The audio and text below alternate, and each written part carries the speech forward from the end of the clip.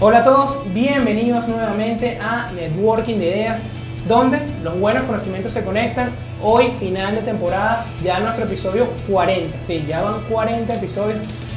Se ha pasado volando, ¿no? Y bueno, como final de temporada, siempre les traemos un debate, hoy con la eterna discusión. ¿Qué es mejor para nosotros? ¿Hacer trading o hacer inversión? Y para eso tenemos dos invitados de lujo. En la esquina del trading tenemos a Samuel Lederman. Él es profesor de economía por la Universidad Católica Andrés Bello. Es fundador de Smart Risk, una aplicación para el manejo de riesgo crediticio a través de inteligencia artificial. Y es matemático y economista por la Universidad Metropolitana. Bienvenido, Samuel. Bueno, les quiero dar las gracias por invitarme. Y bueno, nada, feliz de poder estar aquí para conversar sobre este tema tan importante. Gracias a ti por darte tu tiempo de acompañarnos en este día. Y en la otra esquina, en la esquina de la inversión, va a estar Carlos Figueredo. Él es asesor financiero en Activalores Casa de Bolsa, economista por la Universidad Central de Venezuela y magíster en finanzas por el IES, o sea que sabe del tema. Gracias, es un placer para mí estar aquí con ustedes y poder conversar con Samuel y debatir este eterno debate. Claro que sí, esa es la pregunta que todos se hacen cuando se les hace esa idea de qué pueden hacer con su dinero, ¿no? Y bueno, vamos a ir directo al grano, al tema, lo que queremos tocar hoy. Yo creo que es importante primero definir qué nosotros vamos a entender como por trading y por inversión. Porque bueno, puede haber diferentes estilos, diferentes maneras de observarlo. Yo creo que lo más importante, y para que los escuchen lo entiendan, es que no es tanto la duración, porque no sé si les ha pasado, Samuel y Carlos, que asocian a trading con muy poco tiempo y inversión con aguantar mucho tiempo una posición, pero yo creo que va más asociado al análisis para tomar las decisiones. En análisis técnico nos apoyamos para hacer decisiones de trading y en análisis fundamental para hacer decisiones de inversión. ¿Por qué? Porque un trader puede pasar meses en una posición y un inversionista puede pasar semanas únicamente. Entonces creo que eso es lo más importante. Para eso necesito que me ayuden primero diciendo cuáles son sus estilos dentro de estas dos grandes filosofías. Vamos a empezar contigo, Carlos. ¿Cuál es tu estilo de inversión? Fíjate, mi estilo personal es un estilo que está más orientado a growth o crecimiento. Tiene que ver mucho con mi edad, la etapa en la vida en la que me encuentro, mis objetivos y mi tolerancia al riesgo personal. No obstante, mi forma de invertir o de seleccionar activos tiene mucho que ver con macro, ¿no? Yo no solamente me estoy fijando en los fundamentales de la empresa que estoy invirtiendo, sino estoy viendo también cómo está la economía del sector, la economía del país, entonces, y busco mucho tendencias macro. Mi estilo se resumiría entonces en una mezcla entre growth con macro. Excelente. ¿Y tú, Samuel? Yo diría que mi estilo es el swing trading, ¿no? Y el swing trading se basa un poco, o el trading en general, en calcular las probabilidades del movimiento de los precios de una acción y meterte en la acción y sacar ganancias si esos movimientos se materializan, ¿no? Entonces, la diferencia entre el day trading y el swing trading es un poco el tiempo, ¿no?, de mantener la posición de la acción, ¿no? El day trading tú sales de la acción en el mismo día para limitar los riesgos, ¿no? Mientras que en el swing trading tú puedes mantener la acción un poco más, semanas, por así decirlo. Y el riesgo es mayor, pero claro, la ganancia también puede ser mayor, la ganancia. Exacto. El riesgo-beneficio ahí cambia completamente. Y bueno, eso es algo también tenemos que hablarlo y dejarlo claro, porque hay muchas maneras de medir el riesgo y inclusive la misma palabra riesgo para todo el mundo no es la misma. Entonces, la eterna pregunta que yo siempre le hago a todo el mundo cuando se mete en los mercados financieros es, por lo menos para ti, Samuel, ¿la volatilidad es una medida de riesgo? Mira, yo creo que la volatilidad y el riesgo son dos conceptos que están estrechamente relacionados. El riesgo, por definición, es el grado de incertidumbre y o pérdida potencial de cualquier inversión, ¿no? Claro. Inherente a cualquier decisión de inversión. Y por su lado, la volatilidad es la dispersión que existe o los valores que pueden tomar los precios de una acción alrededor de su precio esperado, ¿no? Entonces, mientras la volatilidad sea más alta, los precios pueden estar más lejos de ese valor esperado, del precio esperado, y por lo tanto, las pérdidas potenciales pueden ser más grandes. Y por definición, entonces el riesgo es más grande. Ok, pero están muy unidos. ¿Tú lo ves de la Sí. misma manera, Carlos? Mira, yo estoy bastante de acuerdo con lo que mencionó Samuel. Efectivamente, la volatilidad y el riesgo están muy estrechados y la volatilidad tiene mucho que ver con qué tanto fluctúa un activo versus el esperado de sus retornos. No obstante, yo creo que para las personas que se dedican a invertir en el largo plazo, más importante que la volatilidad de un activo muchas veces es cómo se mueve su cartera como un todo. Y ahí a veces entra también un factor importante que se llama la correlación entre los activos. La correlación es un concepto también que hay que tomar con un granito de sal porque las correlaciones cambian a lo largo del tiempo. ¿Okay? Pero entonces, por lo menos desde mi óptica, yo no solo estoy viendo la volatilidad de un activo específico o cuánta volatilidad estoy agregando a la cartera, sino estoy viendo cómo está la distribución de activos o el asset allocation dentro de mi cartera y si es un asset allocation al cual yo estimo que voy a estar cómodo, pase lo que pase con cualquiera de uno de esos activos individuales, ¿no? Ok, pero no dirías que la volatilidad asociada es directamente riesgo, ¿no? No, sí, ¿qué pasa? Mira, es difícil hablar de riesgo porque el riesgo puede ser muchas cosas, puede significar muchas cosas para muchas personas, algunas personas, pero ciertamente la forma que utilizamos en las finanzas como ciencia para medir el riesgo de una inversión es definitivamente la desviación estándar de esperada de inversión. A mí me gustaría agregar que para mí la volatilidad es una medida del riesgo. Ok, es la única manera donde podríamos medirlo objetivamente, ¿no? Sí, por así decirlo, pienso yo que sí. Sí, aunque bueno, si nos vamos a Warren Buffett y a otros van a decirte que Un último detalle sobre eso, que estoy totalmente de acuerdo con lo que plantea Samuel. El tema con la desviación estándar, que hay que entenderlo, es que la desviación estándar te mide desviaciones hacia la izquierda de la media y hacia la derecha de la media. Entonces, muchas veces aquellos escenarios que son sorpresas positivas están contabilizadas dentro de la desviación estándar y uno pudiese interpretarlo como riesgo. Pero ese es un tipo de riesgo que uno desea tener. Claro. Entonces, a veces una medida que también sirve es lo que llaman la desviación hacia la baja o el downside deviation. Tener en cuenta ese factor o ese elemento es muy interesante también para una inversión. Ok, creo que es un punto que podemos llegar a un acuerdo, pero ahora voy a hacer una pregunta en que creo que no vamos a llegar. ¿Por qué? Porque quiero que me digan, con sus propias opiniones, dónde creen que las personas, digamos, el inversor promedio o la persona con conocimiento promedio, con herramientas, digamos, accesibles, puede hacer mayores ingresos o tiene esa mayor probabilidad de generar ingresos si los hay, ¿no? Porque sabemos que en los mercados mucha gente no genera los ingresos. Entonces voy a empezar contigo, Carlos. Ok, sin duda alguna en el campo de la inversión a largo plazo. No me cabe la menor duda. Yo estoy convencido de que con el trading una persona puede tener lo que llamamos un home run, puede tener rendimientos estelares, pero es muy difícil, es casi imposible hacer eso de manera consistente.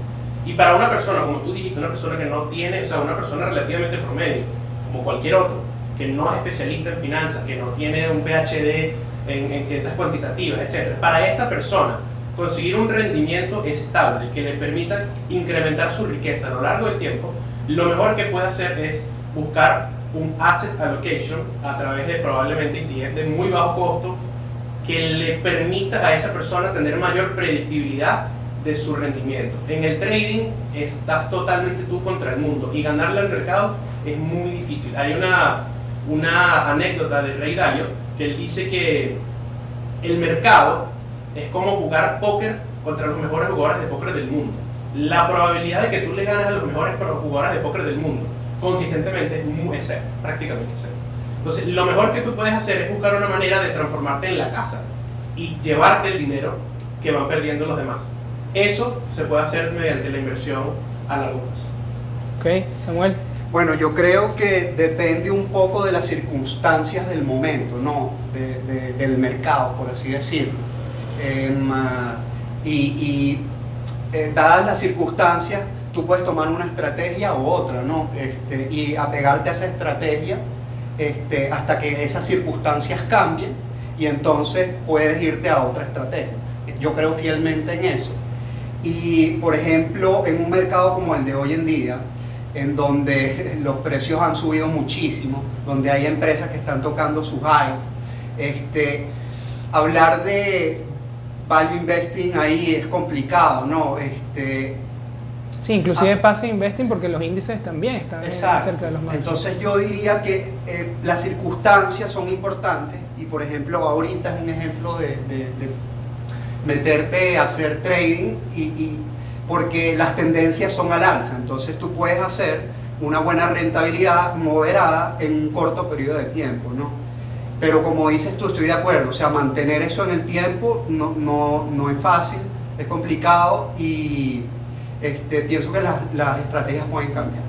O sea, lo que nos está diciendo es que trading te permite ser más flexible, que a diferencia de la inversión que te estás comprometiendo ya a algo largo plazo y necesitas que esas condiciones se mantengan por un mayor periodo de tiempo y podría no serlo. Y ahora, si es una persona que tiene muy bajo capital, ¿le serviría esta inversión a largo plazo, Carlos? Sin duda, porque en el mundo moderno de hoy tenemos alternativas como ETF que tienen costos bajísimos.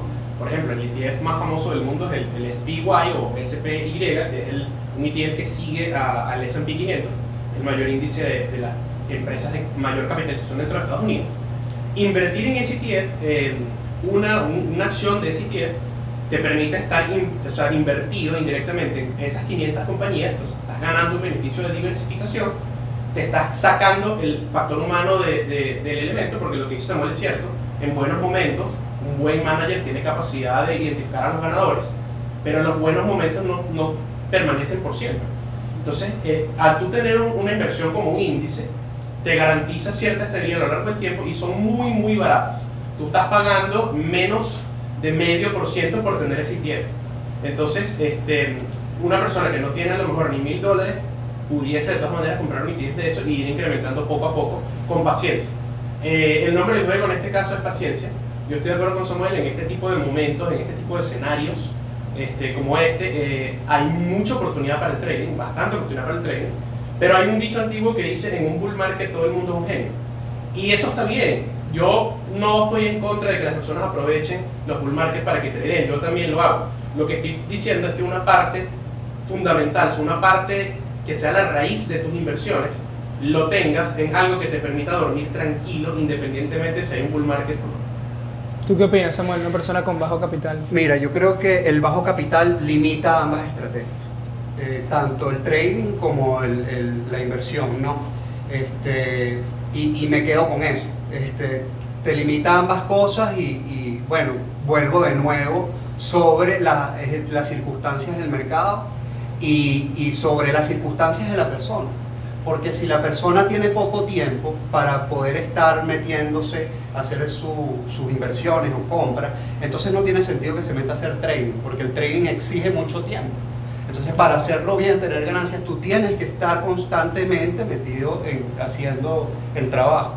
En su lugar, si eres una persona con poco conocimiento, que tienes poco tiempo, tiene sentido meterte en un ETF que te va a generar un retorno moderado, no tan alto, pero con muy bajo riesgo, ¿no? Sí, pero vale por lo menos la pena, si es esta persona con bajo capital, que le ofrezcan un 7% al año, que es lo que más o menos nos darían los ETF, si no me equivoco, 7, entre el 10%, desde tu punto de vista. De nuevo, depende de su, ¿cómo decir? Su perfil de riesgo o sea, su perfil de riesgo. Depende de eso, ¿no?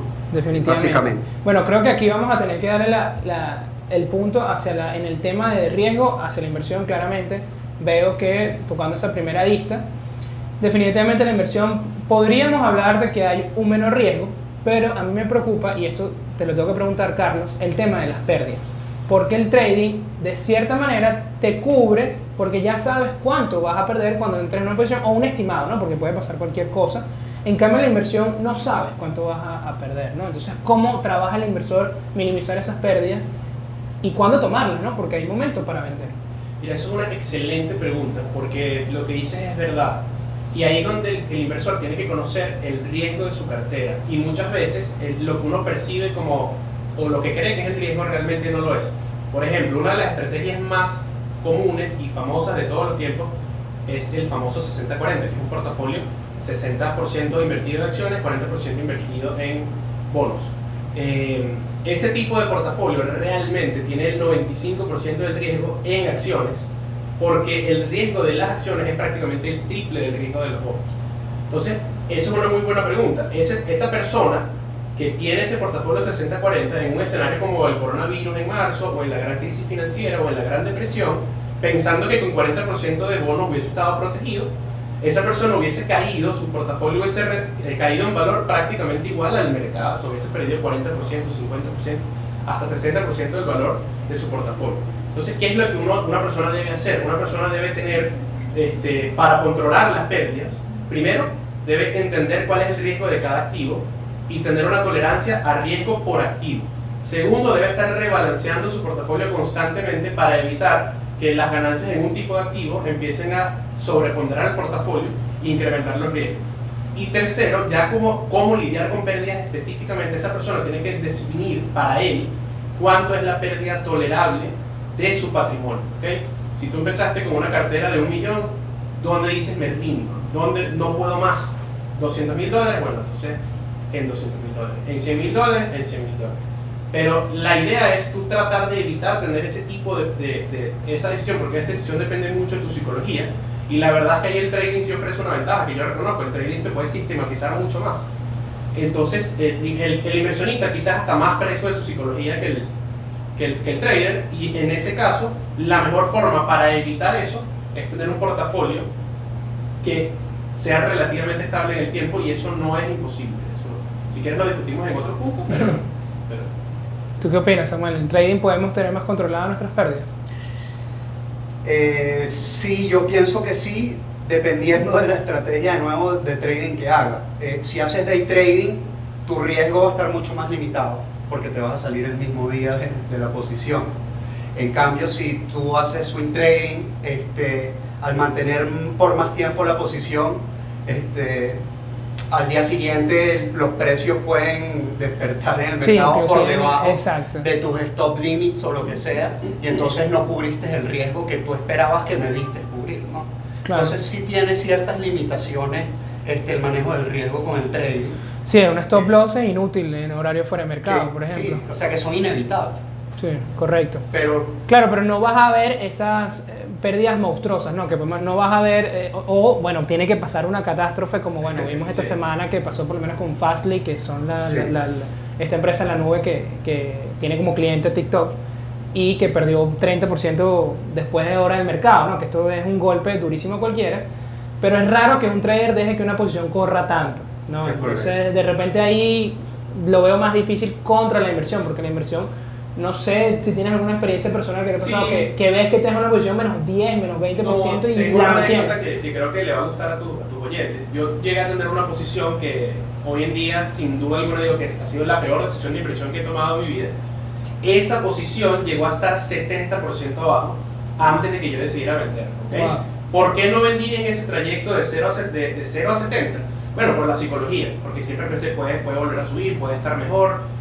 Preso de los fundamentales, porque los fundamentales eran muy buenos, y habían otras fuerzas ajenas a la empresa que no permitían que esa empresa se recuperase. No obstante, a pesar de haber perdido 70% en esa posición, el daño a mi portafolio fue menor del 10%, porque esa posición representaba algo así como el 5% de mi portafolio. Entonces, así yo también controlo mis pérdidas. Uno, digamos, distribuye su patrimonio en distintos activos, y si tienes un activo que cae 70%, pero no pesa ni siquiera el 10% de tu portafolio, tú estás relativamente tranquilo. O sea, yo en ningún momento pensé quebré, en ningún momento pensé ahora tener que pedir prestado plata, nada. Yo siempre estuve tranquilo con mi cartera, a pesar de tener un activo 70% abajo. Claro, eso está muy bueno, que ahí la diversificación te jugó a favor, ¿no? Que sea un arma de doble filo también, porque entonces puedes tener una empresa, si hubiese sido lo contrario, si hubiese sido muy buena, tampoco te hubiese dado los resultados esperados. No, es una buena anécdota. Pero sí veo que por lo menos yo sí considero que en trading puedes controlar un poco más esas pérdidas, porque normalmente ya ves un 2, 3%, 4% inclusive, y ya la cortas, buscas otra oportunidad. De repente en inversión tienes que esperar, como dice Warren Buffett, que cambie la historia, ¿no? Que la empresa ya definitivamente hay otro competidor que le ganó el mercado, o definitivamente los que manejan la empresa no son el perfil adecuado, etcétera, etcétera, y eso te puede costar, sí, ¿no? Repito, yo sí creo que el trading ofrece herramientas más sistematizables para controlar el riesgo, eso es innegable, pero de todas maneras siempre hay un humano detrás del sistema, y si este humano, por ejemplo, es una persona adicta a la adrenalina, eso puede generar problemas también, y bueno, es bueno que las personas que estén interesadas en trading entiendan también su propia psicología y no se queden o no racionalicen, bueno, como hay un sistema, entonces estoy bien. También tienes que revisarte tú como trader. Correcto. Yo diría que el trading es 90% psicológico y el 10% es el sistema. Sí. Y en cambio la inversión diría que es completamente al revés, ¿no? Es 90% del sistema y 10% psicológico porque, como dices tú estás tranquilo, a pesar de que, bueno, estás 70% abajo, de cierta manera, gracias a tu 90% que era el sistema, en ningún momento dejaste de dormir, ¿no? En ningún momento dijiste, no, esto me va a quebrar, me va a cambiar mi futuro, yo quería irme del país y ahora no puedo, por ejemplo. No pasó eso. Entonces, ahí queda claro ese ejemplo. Y ahora, si es una persona, digamos, no este risk taker, no este adrenalina máxima, que está empezando a conocer acerca de qué es una acción, qué es un bono, ¿qué es más recomendable que, dirías tú, que sepa más acerca de análisis técnico primero y luego análisis fundamental, o debería empezar por análisis fundamental? Mira, esa es una buena pregunta porque yo, y bueno, tengo mi sesgo, yo diría que es más importante saber de las finanzas de la compañía. O sea, porque cuando tú compras una acción, tú indirectamente te estás volviendo dueño de esa empresa. O sea, tú eres un co-dueño de esa empresa, eres un socio. Y es bueno que tú sepas, conozcas el negocio del cual eres un dueño. Ahora, lo que sí reconozco, y de hecho creo que fue parte de mi camino también personal, es que aprender de análisis técnico, gráficos, es más sexy, es lo que uno ve en Wall Street, es lo que uno ve en el logo de Wall Street, etc. Entonces, el análisis fundamental es como más fastidioso, porque tienes que meterte con teoría de la gerencia, tienes Es que más meterte aburrido, con contabilidad, exacto. Entonces, de repente para una persona que quiere dar el primer paso, así mojar los pies, quizás sí sea bueno que aproveche un poquito de esta parte sexy del análisis técnico. A ver, Samuel, ¿tú qué opinas? Bueno, mira, yo creo de nuevo, y me disculpan ser tan sistemático como esto, que depende de la estrategia, ¿no? Pero si es una persona que no sabe absolutamente nada y está empezando a saber, mira, esto es una acción, esto es un bono, Sí. ¿qué le dirías tú primero? ¿Que vea el gráfico o que haga un curso de No, contabilidad? bueno, o sea, esa persona debería aprender lo básico sobre las finanzas modernas, y eso significa aprender sobre valoración, y aprender sobre valoración significa aprender sobre estado financiero, y aprender sobre estado financiero significa aprender sobre el análisis fundamental. Okay. Entonces, yo pienso que, o sea, el que vaya a comenzar y quiera comenzar con el mundo de las finanzas, meterse en finanzas, debería comenzar por ahí, ¿no? Pero, yendo ahora al tema de la estrategia, en inversión, cuando haces value investing, lo central son los fundamentos. Cuando haces trading, no. Cuando haces trading, si tú consigues una empresa que tiene unos fundamentos extraordinarios, pero el mercado no lo ha reconocido, entonces el trading pierde todo el sentido ahí con esa empresa, porque los precios no estarían yendo al alza, no habría una tendencia al alza que haría que los grandes volúmenes se metieran en la empresa, que harían que los precios suban en el corto plazo y que te permitirían a ti hacer una rentabilidad en el corto plazo, que es el chiste del trading, ¿no? Entonces, los fundamentos juegan un papel secundario en el trading, diría yo, y claro, el análisis técnico jugaría un papel primario. Esa va a ser mi siguiente pregunta, te me adelantaste, Samuel, pero justamente eso, ¿no? Yo creo que sí es importante que independientemente perdón si me estoy metiendo en su debate, independientemente de que sepan o no análisis fundamental, que las personas conozcan la oferta y demanda del mercado, de cómo se mueven esos bienes, porque no se mueven de la misma manera que los bienes tradicionales, ¿no? Que cuando vayas a comprar una computadora, cuando vas a comprar una nevera, se mueve diferente. Entonces yo creo que sí es importante, y eso te lo da el análisis técnico. Entonces yo creo que también es importante que independientemente vayas a ser el más fundamental que existe, a menos que seas Warren Buffett, que tiene una computadora como cerebro que no necesita ese tipo de indicadores, yo creo que va a nutrir independientemente de la estrategia que vas a usar. Pero ahora, como te digo, esa pregunta es clave, que le voy a hacer ahora. Tú, por lo menos, esa empresa que tú me dices, tiene buenos fundamentos, pero las señales técnicas están terribles. ¿Tú pondrías algo de dinero en esa empresa? Como trader no pondría mi dinero ahí, porque como te digo, eso iría en contra de el trading, o sea, ahí no estaría haciendo trading. O sea, no, una empresa con los mejores fundamentales, pero ves el gráfico y no te llama la atención, pasa. No, porque las probabilidades te van a decir que esa empresa los precios van a moverse para abajo. Entonces, no tiene sentido para ti comprar esa empresa, porque tú quieres que los precios suban y sacar una rentabilidad en el corto plazo. Y tú, por lo menos, Carlos, perdón, Sí. Samuel. Mira, yo voy a cambiar de rol, le voy a ponerme la gorrita de Samuel y decir algo que él ha venido diciendo durante todo este debate, que depende mucho de la estrategia y de quién seas tú como inversionista. ¿Por qué digo esto? Hay gente que es específicamente value investing, que lo que está buscando es literal una ganga, o sea, una empresa que valga oro pero no esté reconocida, y así, entonces sí tendrías que invertir en esa empresa, por supuesto, porque esa es tu tesis, esta empresa vale oro y el mercado no lo está reconociendo, y tú quieres demostrar al mercado que tú tienes razón en ese aspecto, ¿no? Ahora, ese es el value investor tradicional, el Warren Buffett, el Benjamin Graham. Existe ahora otra camada de inversionistas lideradas por Ray Dalio que han pionerizado esto de risk parity, ¿no? Que es la gente que busca más estabilidad y no tanto tener razón. Es gente que, quizá me pongo muy técnico, pero es gente que le interesa más acumular beta que alfa en los mercados, ¿no? Entonces, desde ese punto de vista, es muy probable que a lo mejor esa empresa de todas maneras no...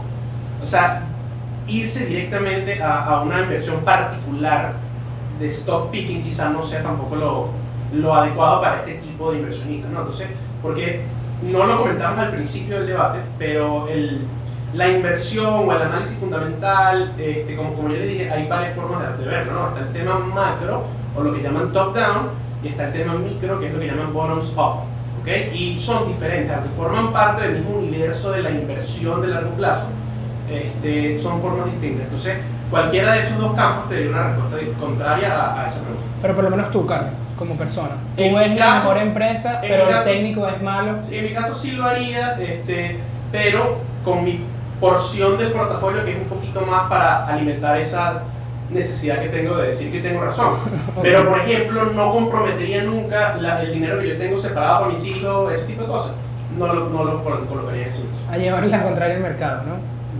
¿Y qué hay del rol del costo de oportunidad? Porque yo siento que de cierta manera, corrígeme si me equivoco, ¿no? El trading te ayuda un poco más a ese costo de oportunidad, es más bajo porque, bueno, estás entrando y saliendo, tomando posiciones más seguidas, a diferencia de la inversión. ¿Tú cómo ves este tema, Samuel? Totalmente, estoy de acuerdo con lo que estás diciendo. Si tú estás metido en una empresa por su fundamento, pero de nuevo el mercado no lo está reconociendo, el mercado no ha visto esos fundamentos que tú estás viendo, entonces tú vas a estar metido en una acción que va a estar o muerta o va a estar a la baja. Entonces vas a estar perdiendo dinero que además se capitaliza de manera compuesta pero hacia la baja. Y entonces recuperar esas pérdidas va a ser mucho más complicado. Claro. Porque va a tener que subir muchísimo más de lo que bajó por el interés compuesto. Sí, sí. Entonces eso es un problema, ¿no? No, y de paso ver cómo las otras acciones sí se mueven hacia arriba, ¿no? Claro, el tema psicológico también. Aquí ayúdanos con el tema del costo de oportunidad. de Sí, inversión, yo Carlos. no estoy de acuerdo esta vez con el planteamiento de Samuel. Entiendo un poco la noción del costo de oportunidad, de que, bueno, se siente mal entrar en un mal momento o salir en un mal momento de una posición, pero hay que tomar en cuenta varias cosas, que es, mientras más tú muevas tu cartera, mientras más tú tradees, incurres en más costos, ¿ok? Todo, dependiendo del broker que tú tengas, cualquier movimiento, una venta, una compra, eso siempre tiene una comisión. Claro. Y muchas veces además tienes fees de otro tipo de... Entonces, mientras tú más muevas tu cuenta, tú estás incurriendo en costos y costos y costos y costos. Y además, por lo menos en Estados Unidos, cuando las posiciones en la cartera duran menos de un año, tú pagas una tasa mucho más alta de lo que llaman capital gains. Entonces, si tú acertaste en tu posición y tú la pegaste, qué bueno que la pegaste, o sea, esa empresa subió 30%. Bueno, ese 30% tuyo va a pagar más impuestos que si hubieses esperado un año. Y además, en el dado caso de que la posición te salga mal, entonces tú después puedes aprovecharte de algo que llaman tax loss harvesting, que es que como generaste una pérdida, te lo descuentan de tus impuestos globales. Y como esa pérdida ya establecimos que para un inversionista de largo plazo no debería representar una parte sustanciosa de su cartera, o sea, no lo está quebrando, por así decirlo, pero sí le está generando un beneficio fiscal. Entonces el costo de oportunidad para mí es cero. Si tú realmente crees que una posición es muy buena y tienes mindset de largo plazo, el costo de oportunidad de entrar es cero si te la vas a quedar más o menos. Si no, bueno. Claro, aunque bueno, si la tienes por más de un año y no se movió y tenías otras alternativas, yo sí creo que ahí te afecta un poco el costo de oportunidad. Ahí sí tendría que estar de acuerdo contigo, pero ya es cuestión de que entonces tú revises tu tesis de inversión y decidas si estabas en lo correcto o no. Y si no estabas en lo correcto, pues la vendes y no pasó nada y a lo mejor sacaste tu tax loss harvest ahí y aprovechaste. Claro, no, lo que yo digo, lo que pasa es que con el trading, ese tiempo de que tú aguantas, como es más corto, porque no necesariamente uno se sale o debe salirse de la posición cuando llega un stop o cuando se va, sino simplemente no se está moviendo, te sale. Entonces puedes entrar en la posición. Que en cambio en la inversión tienes que esperar, como decía, que cambie la historia. O veas algo que no te gusta y eso puede ser mucho tiempo. Sí, y ahí, y de repente, ese tiempo que esperaste, tu otra alternativa sí subió. Tienes razón, en ese punto la verdad que es más fácil poner el dinero a trabajar si tienes un sistema de trading que con un sistema de inversión. O sea, con las inversiones puedes pasar mucho tiempo sin hacer nada, así tengas las ganas, porque no tienes el dinero y no quieres comprometer todas tus posiciones. Ese punto sí se los concedo, es un buen punto por algo y por eso es que cuando tú inviertes a largo plazo, buena parte o lo más importante quizás que tú tengas inflows, que tú estés implementando tu cartera cada vez que puedas, para que cada vez que puedas tengas una posición de cash que la puedas colocar a trabajar. Eso no tienes ese problema con el trading porque como dices tú, no te gusta una posición, sales rápido y entras a otra vez.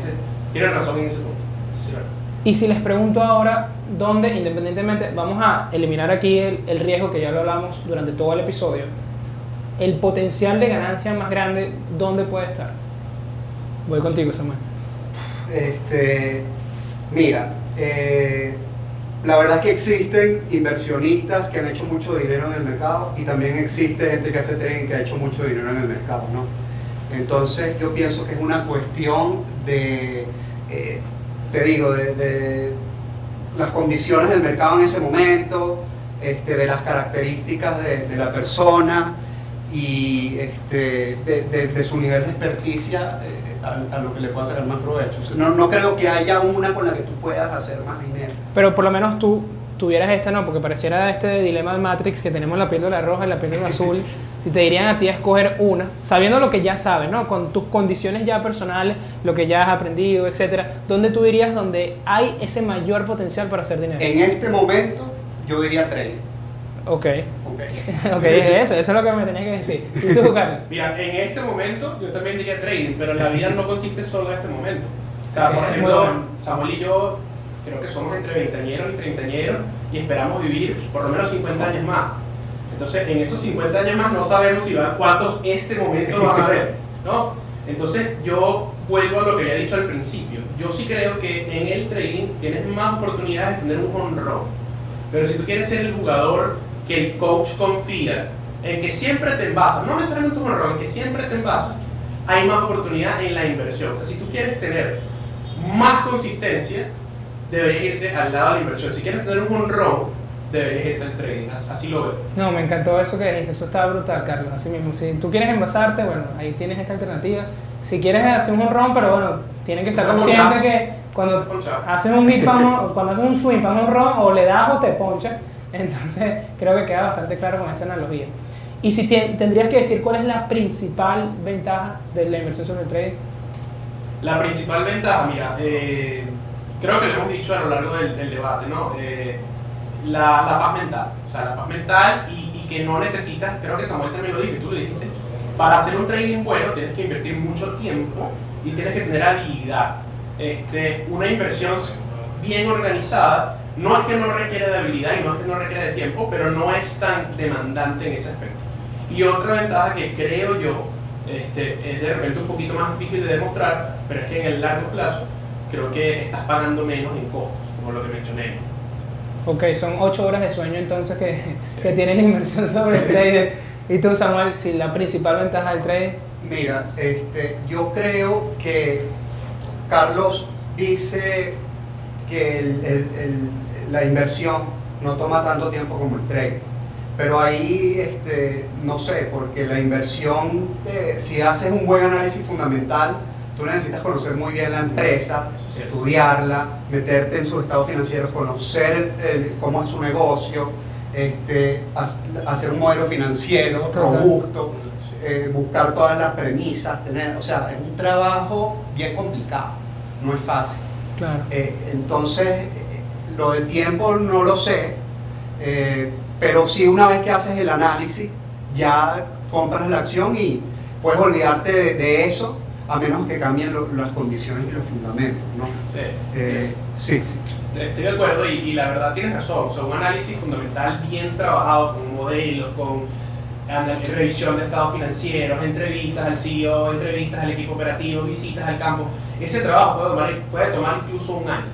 Wow. Pero vamos a suponer que tú hiciste ese trabajo de un año, pasaste 12 horas por día viendo esa empresa, estás convencido y que tú quieres que esa empresa represente el 10% de tus inversiones de aquí a los próximos 30 años, porque ese trabajo que hiciste te creó esa perspectiva, puedes estar equivocado. Una vez que tú culminas ese trabajo, tú después lo que tienes que hacer es revisar tu tesis de inversión periódicamente, puede ser cada trimestre, puede ser cada año, pero eso es todo. El trader tiene que estar siempre viendo los movimientos del mercado, siempre viendo los gráficos, siempre viendo las valoraciones inmediatas. O sea, entonces, lo que creo es que el trader está más pegado a una pantalla que el inversionista. Eso es lo que Sí, tienes que ver precios. Definitivamente yo creo que la inversión es un poco más eficiente en función del tiempo. Y también quería que me ayudaran, porque hay un tema, no sé si han visto que, bueno, hay como una mala reputación con el trading que no pasa con la inversión, porque, bueno, hay muchas cadenas de negocios o, bueno, de personas que usan el trading como todo lo que está de moda, ¿no? Lo discutía también en el episodio que hablamos de criptomonedas, que usan las criptomonedas para ofrecer beneficios que no son reales. Entonces, no sé si tú puedes ayudarme con esto, Samuel, y decirme que cuando las personas les dan recomendaciones o les dicen que hagan trading, ¿qué es lo que tienen que estar viendo de esa persona como para que no vayan a tener ese golpe, ¿no? De que no sea un falso gurú o de no sea una falsa estrategia? ¿Qué es lo que deberían preguntar cuando alguien le dice, mira, tú deberías hacer trading? Ver sus resultados, primero que todo, ¿no? Okay. Y segundo, tener su propio criterio, o sea, ellos deben aprender a hacer sus propios análisis y meterse a hacer el análisis técnico y medir ellos mismos las probabilidades de los movimientos de las acciones, ¿no? Y conociendo esas probabilidades, si la tendencia es al alza, entonces tienes una buena oportunidad para hacer un rendimiento en el corto plazo, ¿no? Claro. ¿Tú qué opinas, Carlos, de esto? Estoy de acuerdo con Samuel y agregaría muy poco. Empezaría diciendo lo mismo, ¿no? Pídele los resultados. Lo que sí agrego es que no te quedes con los resultados de corto plazo. Si esta persona está 10 años en esto, observa sus 10 años en esto, ¿no? Porque de nada sirve que esta persona haya tenido 9 años perdiendo plata y un año estelar y tú quieres aprender de esa persona. Claro. Te expones a lo mismo, a que seas un 1 en 9, ¿no? Entonces, pero sí, yo estoy de acuerdo que tienes que tener tu propio criterio, tienes que investigar y tienes que tratar de aprender de los mejores. Estoy totalmente de acuerdo. Sí, y ahí estoy de acuerdo con Carlos en que Tranquilo. Se me fue Entiendo. la palabra. ¿Qué querías decir? No, se me fue. No importa, cortamos eso. Sí. Y Carlos, yo sé que lo hemos mencionado, pero ¿para qué personas tú le recomendarías invertir? Para todo el mundo, sin excepción. Abuelos, hijos, ricos, pobres, economistas, no economistas, para todo el mundo. O sea, existe una estrategia y una cartera que se puede optimizar para cualquier set de intereses, habilidades, personas. Normalmente es muy difícil hacerlo por ti propio, o sea, por tu propio medio, porque sí requiere de unas habilidades, sí requiere de un conocimiento, pero siempre hay asesores de inversión que están dispuestos a hacer eso por ti.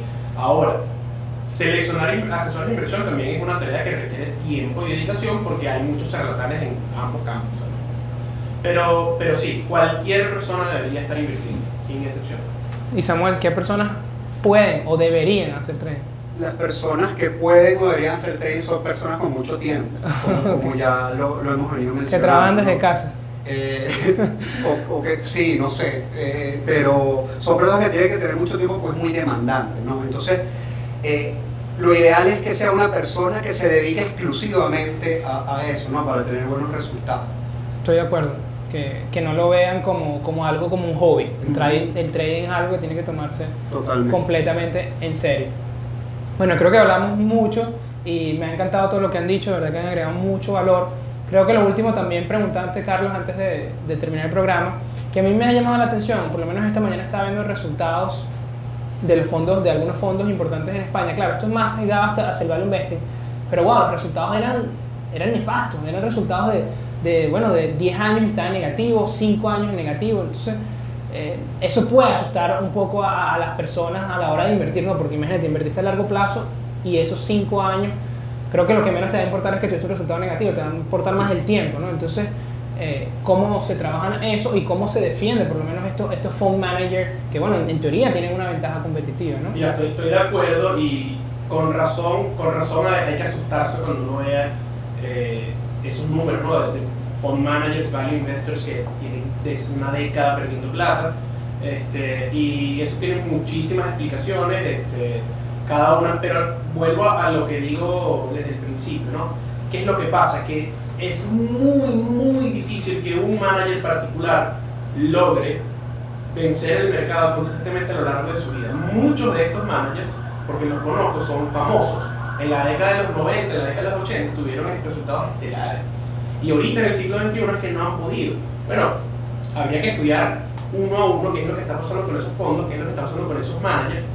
Y no hay una respuesta única, pero lo que pareciera a simple vista es que estos managers no se supieron adaptar al siglo XXI. ¿Por qué? Porque el siglo XXI tiene otras condiciones económicas que no tenía el siglo XX. Diferentes condiciones de inflación, diferentes condiciones de crecimiento, diferentes activos financieros disponibles, tasas de interés, etc. Por eso es que es muy difícil casarse con un solo manager, un solo activo, una sola acción. Por eso es que la diversificación es clave. Y volvemos al punto, ¿no? Si tú, claro, puedes tener la catástrofe de la mala suerte de que tenías 10 managers y los 10 llevan menos 10%. Bueno, Claro. terrible.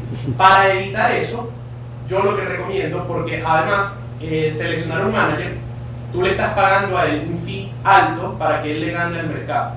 Entonces, si tú quieres evitarte eso, no le pagues un manager, invierte en índices que son muchísimo más baratos, y es muy poco probable que un índice esté 10 años entero en negativo, ¿no? O sea, particularmente si diversifica.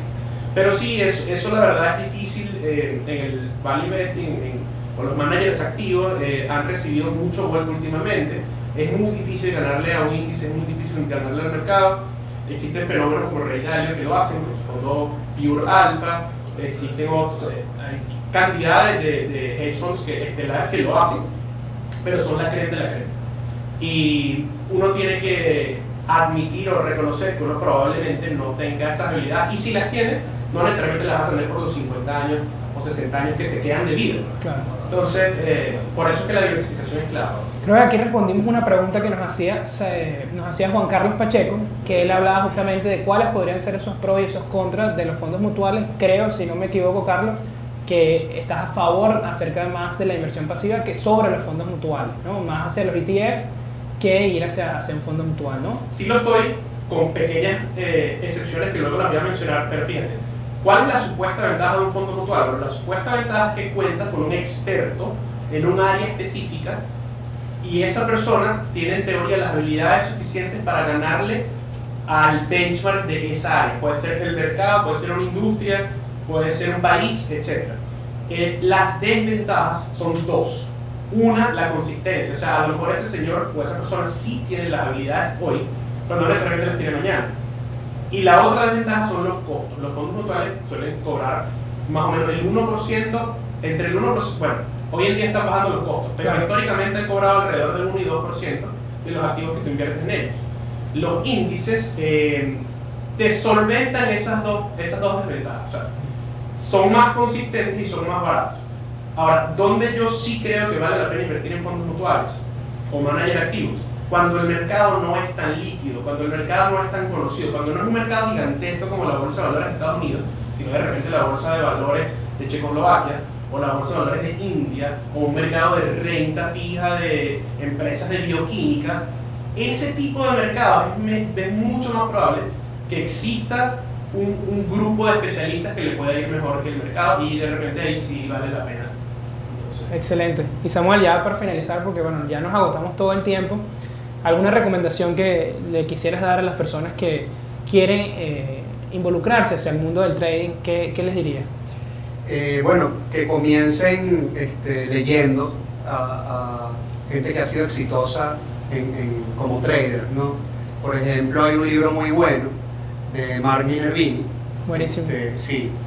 How to Trade Like a Stock Market Wizard. El nombre es raro, pero el libro es un libro muy bueno que te da muchas buenas técnicas para tú poder aprender sobre el análisis técnico y que te vaya bien haciendo trading, ¿no? Diría yo que es eso, empezar a estudiar el tema y sobre todo gente buena que ha sido consistente y ha logrado sacar buenos resultados. Aprender de los mejores, ¿no? De los market wizards. Y bueno, tenemos que pasar ya al dato de la semana. Y el dato de la semana es: ¿sabías que, de acuerdo a un estudio realizado por la Universidad de Sao Paulo, donde se analizó una muestra de 20.000 day traders, se encontró que únicamente el 3% de los mismos fue capaz de generar beneficios luego de 300 días de operación? Bueno, verdad que he pasado un rato bien agradable. Creo que, como les dije al inicio, es un tema complicado. No esperábamos que responder a esta pregunta de cuál es mejor. Creo que llegamos a un punto en común y que podemos decir que depende de nuestras características, ¿no? No hay una filosofía o una estrategia mejor que otra. Simplemente, de acuerdo a nuestras características, nos es mejor o es más adecuado el trading o es más adecuado la inversión.